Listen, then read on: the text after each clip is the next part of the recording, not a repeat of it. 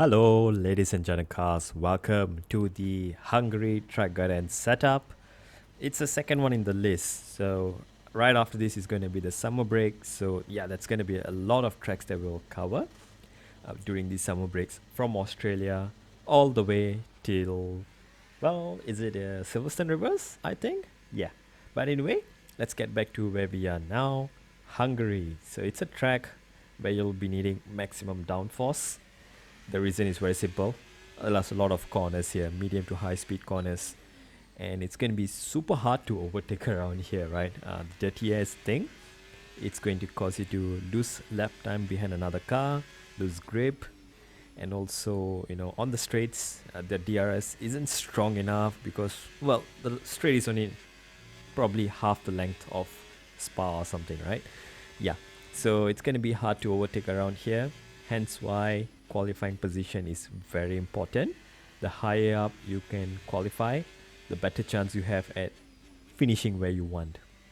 And in the background you can see we are going through a cool lap. Well, not really a cool lap, more of a very slow out lap here, right? You don't want to overheat the tires too much, but you want to slowly bring them up to temperature right around 80 degrees Celsius. That's the optimal range, I believe, for the C5 soft tires around here. And now let's get started with the lap. Make sure your hot lap mode has been turned down to medium mode, okay? Because we're going to be using medium and overtake all the way. Battery is 100% full. Bring down the your brake bias back to wherever you need. I'm using 55 here, and that's my preferred. And get a wide exit and start your lap by straight away going on the overtake button, and going to be using that all the way down until the 150 meter board. And as soon as you reach that, start looking for the 100 meter board or the white line on the ground in front of you. That's going to be your braking reference into turn 1. And yeah, it's quite important to nail this. Take in third gear, tight on the entry, but let it run wide and straighten out the car as fast as possible so that you can open up DRS and use your overtake immediately. It's going to gain you time the sooner you can do this. And bring your car over to the right hand side as you're going downhill and prepare for the downhill braking zone here. Just before the 50 mark, it's where I'm going to brake because it's a little bit downhill and understeery on entry. So you want to get a little bit of safety net in case you're not sure what to do. Tighten the entry, let the car run wide on the exit, full throttle, ERS all the way down here. And to end sector 1, use about till 40%. And then now for this fast left-hander, the blind crest on the top. Yeah, you want to downshift to 6th and just lift a little bit on the entry. And be careful of track limits. Bring the car over to the left hand side like this and take it in 4th gear, and with minimal braking. You want to carry as much speed as possible so that the ground effect can do its work and keep the car planted. Tight on the entry, let the car run right on the exit, ERS once again. And now prepare for the next braking zone into this chicane, just at the red and white curb. That's your braking marker once again. And take it in 3rd gear or 4th, whichever you want, but try not to take the high sausage part, right? And once you are clear on the exit here, you're going to be turning in for the next left-right complex after this little double pole with the wire here, right? That's going to be your turning in reference. Tight on the entry, take a lot of the inside curb, and bring the car as much as possible to the middle, to the left-hand side, which will help you to open up the next right-hander. Make sure you're on full throttle as much as possible and lifting where you only need in this entire middle sector. Again, there's a bit more time to be found here. If you're a bit more aggressive, there's half a car width on the exit here, right? And once again, turn on your overtake mode. Use up as much as possible until this next part here, all right? Just before this red and white curb, turn it off. And this is going to be your turning in reference for the next right-hander. In qualifying, this has to be flat out. If it's not flat out, that means there's something wrong in your driving or your setup. Again, make sure you use up the full track limits here. There's a bit more time to gain here by using the full track limits, and then turn on your overtake once again all the way down to the next braking zone, the end of sector 2 here. And if you have guessed it right, once again it's going to be the red and white curve as your braking reference. So just as you arrive there, brake in a straight line, trail brake into the next right hander, and take it in third gear. I prefer it in third. So yeah, just a little bit. You don't want to go more than that, otherwise you're going to be catching the grass, and that's going to reduce your grip on the exit. This time we fully use the exit curb, and once again ERS on from here on until the next braking zone here. This one's a bit tricky sometimes for some people. You want to look for the top right, there's a black box, or the Salesforce banner on top. Once you pass either of it or reach that black box, that's going to be your braking reference. Avoid using the shadow, it's inconsistent. And a trail brake into the corner, and on the exit, watch out for the traction. Yeah, make sure you don't go too eagerly on the throttle, but bring it back to the left hand side, use up the rest of your overtake, and before that marshal post on the left, turn off your ERS. That's going to be your turning in and downshifting point, with minimal braking just to get the nose turned in, and let the car run right on the exit. If you keep turning and accelerating tight there, it's going to oversteer very easily. So let it run wide. Very pleased with that one. Nice work. Come on, I'll see you back in the pits. Yep, thanks Mark. Thank you. Yeah, indeed, Charles. Good session indeed. So as you can see, we gained almost a second against the AI, right? So yeah, against AI, it's going to be a piece of cake, but in a league race or career mode, yeah, be realistic with your achievements here. So 7/10s, we gain a lot of the time in sector 1 where there's 3 long straights, as you can see. Now let's jump quickly into the race strategies. Leave a like, subscribe, whatever as usual, you know. Yeah, Charles, thanks. I know the radio quality is bad, but as long as, you know, we get through the race Ferrari style. Start off with the fuel. You want to be using as much as you can. 2.5 is a safe level. Plus 2.5 is a safe level here. You can be a bit more aggressive by going up to 1.5 only. There's a lot of fuel needed here. 1.02 to 1.05 is the average consumption per lap, depending on how hard you push. As for the tires, as we are babbling a lot, yeah, one stop is way quicker around here. So mediums to hards, I prefer mediums to hards if you're starting somewhere in the front. Otherwise, hard to mediums if you're starting at the back. But anyway, you want to get off the mediums as soon as they are close to 70% tire wear ready, or around lap 14 onwards. Maybe get the undercut and get the track position, because it's so hard to overtake around here. The 2-stop is a viable strategy if and only if there's a safety car very early on, right? You want to get rid of that medium tires and immediately go on to 2 set of hard tires. To achieve this, when you are loading into the lobby or your race, make sure you select the harder allocation of tires, which will give you 2 set of hard tires for the entire qualifying and race weekend. Make sure you remember that.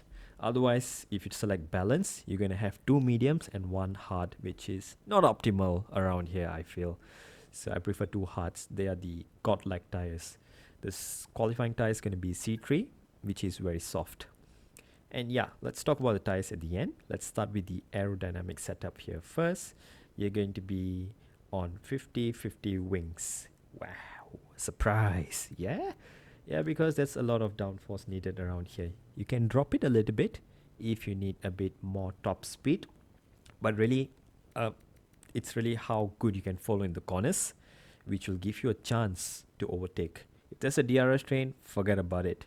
If there's no DRS train, then you can make it work with low or high downforce anyway. For the transmission, 100% on throttle and 30% off throttle. You can try going lower if you need a bit more turn-in rotation, into corners, but it's going to be very unstable in high speed. So at least 30, I feel, is like the point where it gives you a good balance in low versus high speed. You can go higher, 40, 45, 55 even, but too high it's not good, right? So you want to keep it around 30 to 40, Maybe for the race you want to keep it at 40, a bit more stability. Suspension geometry, yeah, the boring stuff. All the way to the left is the fastest, but you can increase your ratio in a little bit if you need a bit more stability on the rear, especially under traction. It's not going to be noticeable sometimes. For the suspension, similar trend so far. You want to use a stiff front suspension with a low front ride height. And I found that for me at least, around the 38, 39 range with 22 front ride height is a sweet spot around this track. In time trial though, you can go as slow as 18, 19, 20, right? Again, time on in time trial. But yeah, in the actual race condition, that's not nice to drive. The car just oversteers everywhere. So 21, 22, 23 is like the sweet spot around here. And keep the front suspension as stiff as possible. For the rear though, usually you want it as soft as you can on one. But for this track specifically, if you notice, there's going to be a lot of bumpy surfaces and elevation changes. So you need a little bit of stiffness on the rear so that the car doesn't move around when you're going back on throttle very aggressively, right? As in contrast to Spa last week, it's very low downforce anyway, and you're not taking a lot of the curbs. It's rather flat curbs, flat track around there, so you don't need any stiffer rear suspension. So around 3 to 7 is what I feel is a sweet spot for me in this track, with the rear ride height combination of 40. So as low as you can to increase the amount of rear downforce that you produce. But if you need that stability over some of the higher curbs here, yeah, then increase it to 42, 43 or 44. And we arrive at the anti-roll bars. For this track where there's a lot of high-speed direction changes, like a right and then a left and then a right. You get the idea, right? So you want it to be stiff so that it's a lot more reactive to your inputs, right? A lot more responsive. So I'm going with 21 on the rear to give me maximum rotation and maximum stability in those high speed situations. The front you can adjust, you can lower it to get more front grip, but it's going to be more unstable. If you want more stability, go up on the front anti-roll bar or reduce the rear anti-roll bar a little bit. And if you feel that's suitable for you, go for it, right? Like I say, what's suitable for me may not be suitable for you, and the opposite's also true. So play around with this and see what's suitable for you. Maybe you want something soft instead, like 1.5, 1.10 or anything. Try that and see if that works for you. And finally, well, not finally yet, we arrive at the brakes. Quite standard again. 100% brake pressure is what you need. And for the brake bias, play around with it and see what is suitable for you. 55, 54, 53 is all possible to use in qualifying. Whereas for the race, I prefer to keep it at 55 initially in the stint and go up to 56 once the rear tires are really starting to die off. That's going to help you to preserve the race a little bit and be a bit more stable into the braking zones. And yeah, finally the tires. Ooh, okay, you can try a lot of things. To keep it simple, rear tire pressures always maximum, regardless if it's qualifying or race, whether in the dry or the wets.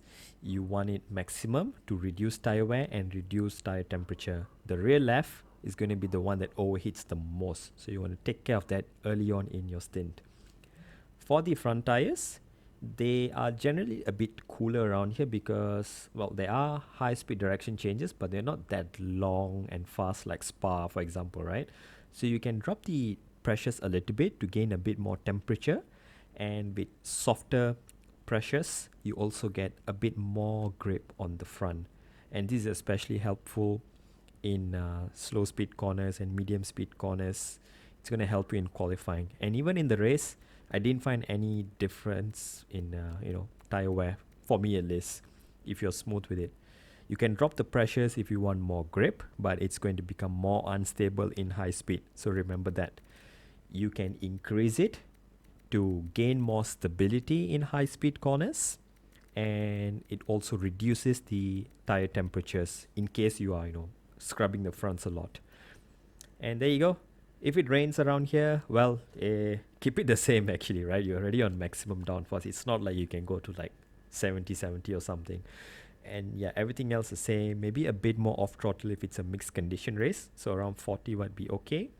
Same geometry, same suspension, same on the brakes. But in the wets, you do not want rear locking in any case. It's better to have front locking if anything, right? So adjust your brake bias accordingly and keep the tire pressures the same, and you should be good to go for a full race around Hungary. And there you go. That's everything you need to know.